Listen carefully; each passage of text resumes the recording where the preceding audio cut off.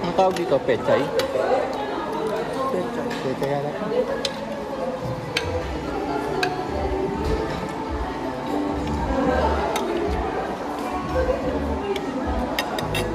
Ang dami nga ng two rice, no? Bigyan kita. Ang dami. Para sa ulam niya. Kasi wala na tayong balak mag-break mamaya, di ba? Wala na, sasagot kayo ng ticket eh. Pagkatapos ng break kanina, tinag ko yung productive time, hindi kumagat. Dire-diretso. Ha? Wala, nag-break lang.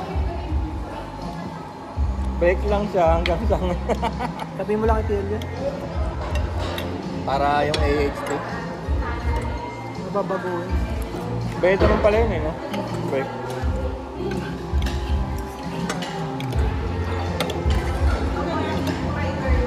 Yung ngayon, ang di bayad, kaya kailangan eksakto.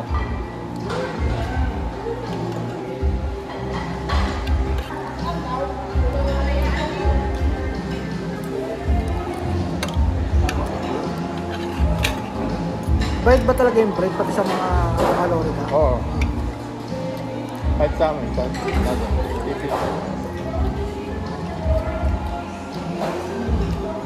By law yata yun eh. Hindi masarap. Ay, ito lang. Masarap. Wala. No? Ito may tokwa pa. Okay lang siya. Hindi siya ganun sa... Pero para maiba naman, delete mo yung kailangan, masabihin. Mahagda ko sa... Ano lang, ano? Mabash ako dyan. Yung alin? Sabi ko hindi ganun kasarap yung uminom na. Patikim ng konti para malaman ko ano magsasabi. Kung bakit hindi masarap. Fish fillet ito, fish fillet. O sa sauce lang. Ano to? masarap. Hindi, ano? Cream dory. Pag hindi ka sanay sa cream dory, malalansahan ka. Hindi sa lasang ano eh, mackerel. Hindi kasi ako sanay sa matamis na ulam. Pamilyar na sauce. Alam mo ba yung cream dory, kung ano itsura niya? Ano? Ito yung nasa aquarium, yung sinasabi ng hammerhead shark. Ay, we? Yun ang cream dory.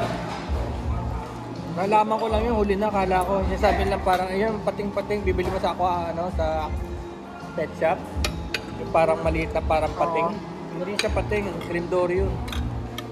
Lalaki yun na parang ganito. Magiging ganyang kalaki. Tapos simula no, mukha siyang shark. Pero pag laki na niya, Pinakain naman siya. yan din ang ginagamit ng McDonald's eh. Mga cream dory.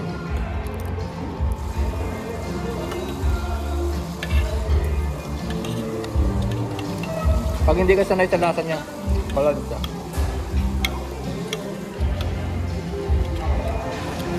Nagtawa na kasi ako niyan eh. May nabibili niyan sa mga pure gold na pake-paketang cream dory na ano, pwede mong iprito, mabilisan.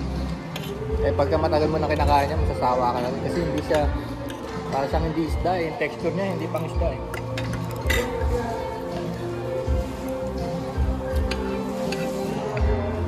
Saka maiisip mo rin, ito pala yung inaalagaan sa aquarium. Ngayon kinakain ko na.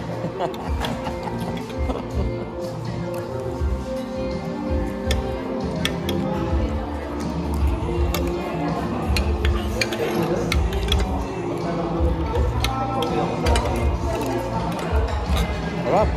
Nabusog.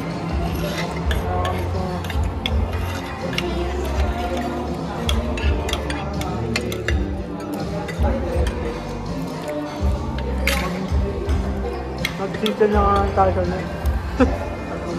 Di bali nang lumipad. Alam mo,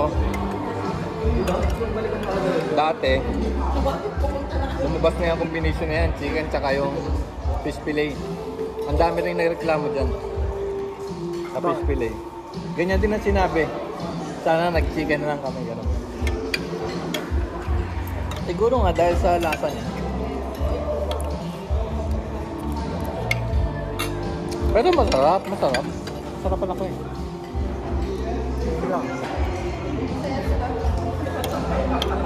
Masarap pala, binabawi ko na. Huwag nyo ko ibabas. Good ka man.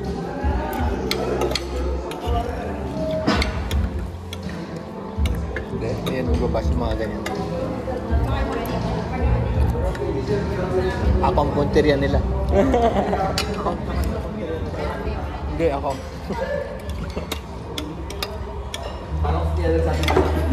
Yung mga baso sa channel ko, ako pinupunteriya. Hindi yung mga tao sa tabi ko. Bakit? Eh, account ko yun eh.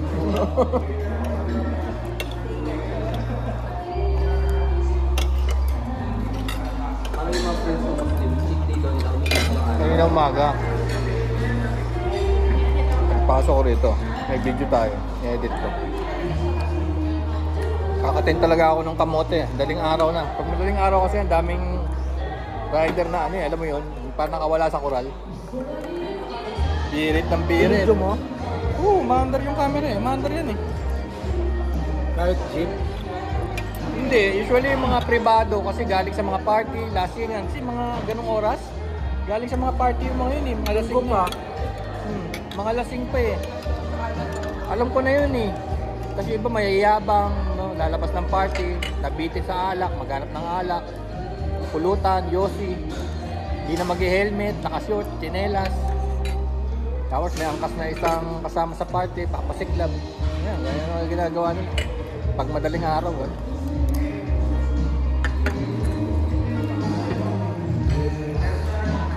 Di ako makain tokwa?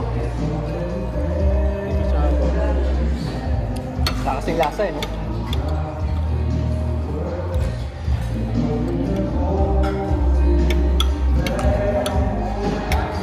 Yari, maubos ko pa yata yung 2 rice ah.